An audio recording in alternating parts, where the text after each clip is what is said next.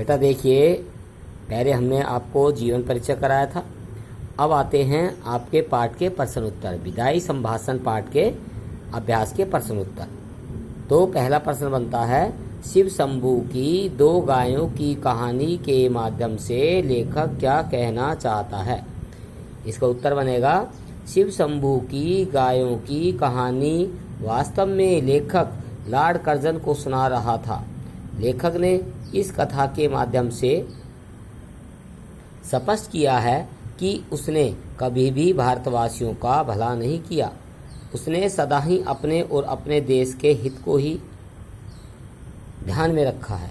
उसका जाना सींग मारने वाली गाय के जाने की भांति दुखद रहा है।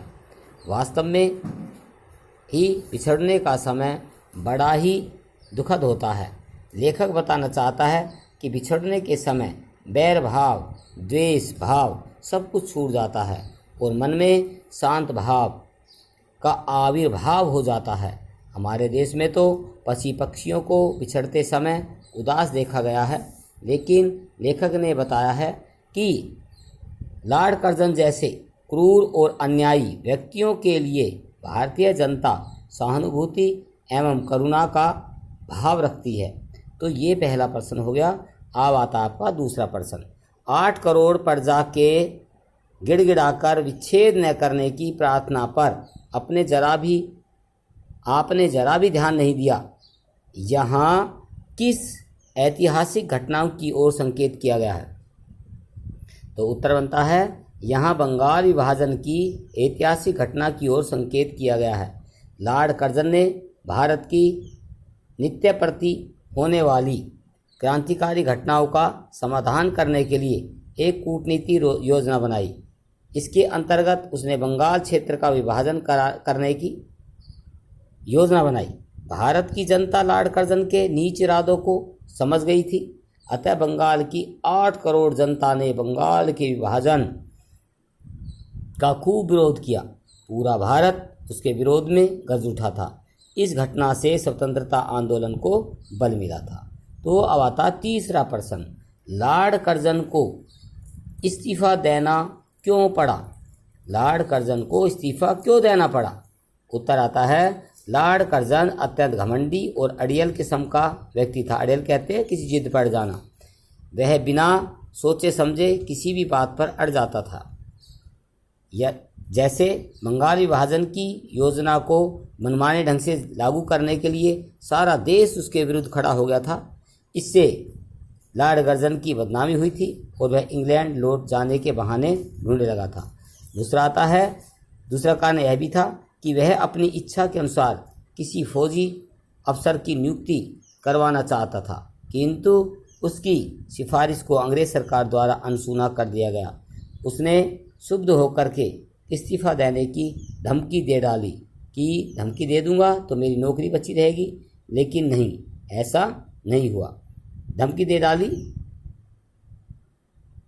तथा उसका इस्तीफा सरकार ने मंजूर कर लिया और उसे अंततः भारत छोड़कर इंग्लैंड वापस जाना पड़ा। अब आता है चौथा प्रश्न, विचारिए तो क्या शान आपकी इस देश में थी। लॉर्ड कर्जन के लिए कहा है और अब क्या हो गई, यानी इस्तीफा लेते के साथ ही कितने ऊंचे होकर आप कितने नीचे गिरे, आशा को स्पष्ट कीजिए। यानी ऊंचे ओहदे पर नौकरी थी, लेकिन जब इस्तीफा मंजूर हो गया तो धड़ाम नीचे पड़े। तो इसका उत्तर है, लेखक लॉर्ड कर्जन की उस स्थिति से परिचित करवाते हैं कि उस एक समय था जब लॉर्ड कर्जन व उसकी लेडी अर्थात उसकी पत्नी की कुर्सी सोने की हुआ करती थी। इस देश के सब रईस उन्हें सलाम करते थे। ईश्वर के पश्चात इस देश में दूसरा दर्जा उन्हीं का था, सब उनको सलाम करते थे।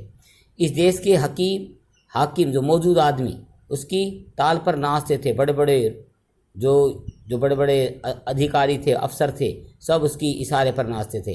राजा महाराजा डोरी हिलाते ही हाथ बांधकर उसके सामने आ खड़े होते थे। अक्सर एक इशारे पर प्रलय होती थी। कितने ही राजाओं को उन्होंने मिट्टी के खिलौने की भांति तोड़ डाला था, अर्थात उनका सिंहासन छीन लिया था। और कितनी ही मिट्टी व कांच के खिलौनों को अपनी कृपा दृष्टि से जादू ने बड़े बड़े पदाधिकारी बना दिया, यानी जो छोटे छोटे नीच लोग थे, तुच्छ लोग थे, उनको बड़े बड़े पद दे दिए, क्योंकि उसकी खूब चलती थी।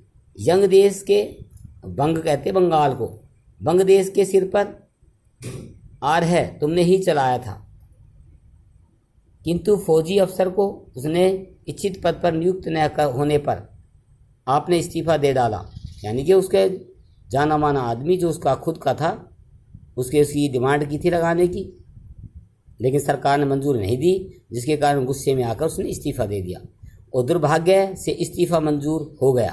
वो धमकी दे रहा था, लेकिन सरकार ने वास्तव में कर लिया, मंजूर कर लिया। उस समय मानो आप आसमान से एकदम ज़मीन पर आ गए हो, वो धड़ाम गिरे हों। देखते ही देखते आपकी स्थिति कितनी दयनीय हो गई। आपको अपनी इच्छा के विरुद्ध इंग्लैंड लौटना पड़ा। वो जाना नहीं चाहता था, वो चाहता था सरकार को धमकी दे दे, लेकिन सरकार ने उसका इस्तीफा मंजूर कर ले, उसे वापस इंग्लैंड जाना पड़ा। अब आता 5वां प्रश्न, आपके और यहाँ के निवासियों के बीच कोई तीसरी शक्ति भी है। यहाँ तीसरी शक्ति किसे कहा गया है? तो यहाँ लेखक ने ईश्वर को तीसरी शक्ति बताया है। यहाँ लेखक ने सिद्ध करने का प्रयास किया है कि न तो लॉर्ड कर्जन की शक्ति सर्वोपरि है और न ही भारतीय जनता की इच्छा शक्ति। इन दोनों से ऊपर एक शक्ति है, वह भगवान की इच्छा शक्ति। जिसके इशारे पर समूची सृष्टि चलती है, यही यह तीसरी शक्ति है, उसकी ओर लेखक ने संकेत किया है। तो ये आपके हो गए अभ्यास के 5 प्रश्न। केवल अभ्यास के ही 5 प्रश्न करने हैं, या आपको फिर कॉपी में नोट करने हैं। ध्यान रहे, मैं हर बार बता रहा हूँ कि गलतियों को मत करना, ध्यान से रखना। कोई गलती हो जाती है, उस पर अंडरलाइन लगा दो या फ्लूड लगा करके उसे ठीक ढंग से कर ले, गलती ना करें। तो ये आपका विदाई संभाषण पाठ समाप्त होता है। थैंक यू, धन्यवाद।